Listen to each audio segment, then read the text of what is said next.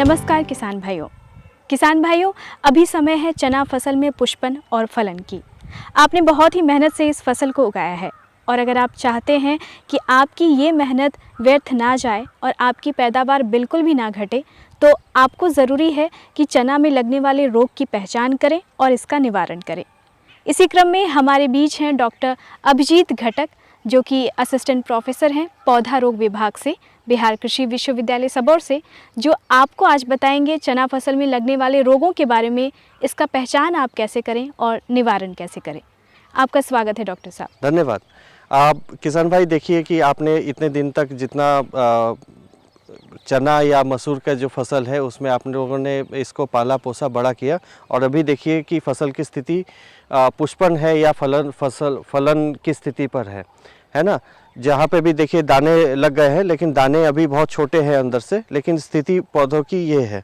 लेकिन इस स्थिति में आपको इसके लिए देखभाल करने की विशेष रूप से ज़रूरत पड़ेगी, क्योंकि आपने 3 महीना नवंबर के अंत से या बीच नवंबर से आपने इसकी बुआई की है, तो इसको पाला पोसा बड़ा किया। इस समय अगर ध्यान नहीं देंगे तो इस समय बहुत सारे रोग व्याधि ऐसे होते हैं जो कि इस समय उसकी मतलब सिवियरिटी बढ़ने लगती है। आप देखिए इसी अच्छे से फसल के बीच में से एक पौधा ये देखिए कि जहाँ पे ये पौधा किनारे किनारे से सूखना शुरू हो गया है। आप अंदर से देखिएगा कि तो ये पौधा अभी सूखना शुरू हो गया। और इसमें एक चीज़ और गौर करने वाली बात है, इसमें दाने भी बहुत कम लगे हैं, 1 यहाँ पे 2 और इस तरह से बहुत ही कम गिनने लायक 2-4 ही दाने लगे हैं। जबकि आप इन जो स्वस्थ पौधे हैं उसमें देखिए कि कितने सारे दाने लगे हैं। तो एक तो ये अंतर हो गया कि इस समय में आपको इसकी देखभाल करनी चाहिए। ये तो अभी शुरुआती तौर पर लगा हुआ है। मैं आपको एक और इसी तरह का इसके बगल वाले प्लॉट में दिखा रहा हूँ कि देखिए ये पौधा देखिए यहाँ पे छोटे स्तर पर ही किनारे से इस पौधे में बहुत ही विकट रूप से ये बीमारी लग गई है। इसको आप लोग एक ओवरऑल ऊपर से देख लीजिए कि किस तरह से इसकी पहचान है। और इसको मैं उखाड़ के दिखाता हूँ कि इसके जड़ में क्या दिक्कत है। आप इसकी जड़ को देखिएगा गौर से। हम इसको सफ़ेद वाले बैकग्राउंड के सामने रखते हैं तो देखिए कि इसमें थोड़ा सा काला कालापन आ गया है। ये पौधा उखाड़ने पर बड़े आराम से उखड़ के आ गया, क्योंकि इसमें जो छोटे जड़ हैं किनारे के वो सारे गायब हो चुके हैं और ये जड़ जो है दूसरे स्वस्थ जड़ के मुकाबले में काला पड़ चुका है। इसको हम लोग चारकोल रॉट बोलते हैं या ड्राई रूट रॉट बोलते हैं। इसको हिंदी में शुष्क सड़न भी कह सकते हैं।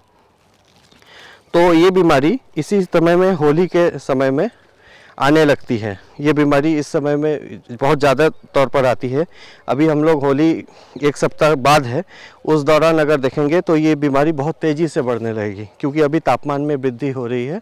इस वजह से इसमें ये दिक्कत होती है।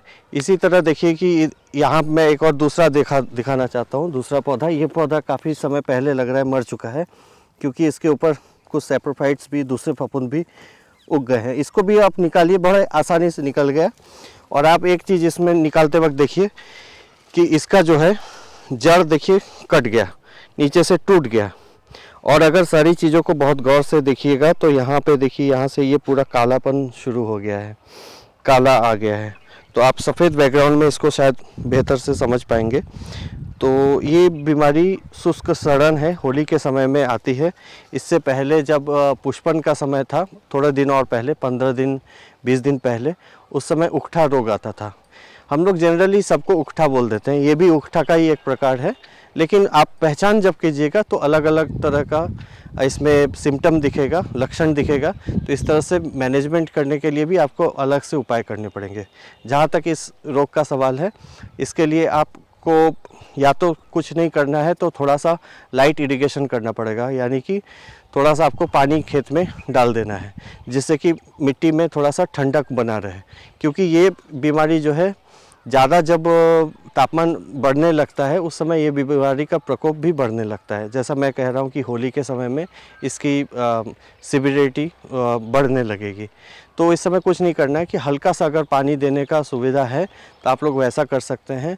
और नहीं तो जहाँ पे भी आपको कार्बेंडाजिम या बेविस्टिन दवाई है, जहाँ जिस पॉइंट पे आपको बीमारी दिख रहा है खेत में, उस पॉइंट पे आपको वो पानी स्प्रेयर के थ्रू ऊपर से नहीं नहलाना है, नीचे में जड़ के पास में इस पॉइंट पे पानी देना है। पानी के साथ कार्बेंडाजिम या बेबिस्टिन मिला हुआ रहेगा। वो धीरे से इतना तक आपको पानी देना है कि 4-5 इंच नीचे तक पानी चला जाए। ये करना है जहाँ बीमारी वाले पौधे लग रहे हैं। साथ ही साथ बीमारी वाले पौधे के आसपास के जितने भी स्वस्थ पौधे हैं वहाँ पे भी ये प्रक्रिया करनी है। इसका रेट होगा लगभग 2.5 ग्राम 2 से 2.5 ग्राम प्रति लीटर पानी। तो एक टंकी में 15 लीटर अगर पानी आ रहा है तो करीब 35 से 40 ग्राम तक आप उसमें ये दवाई मिला सकते हैं।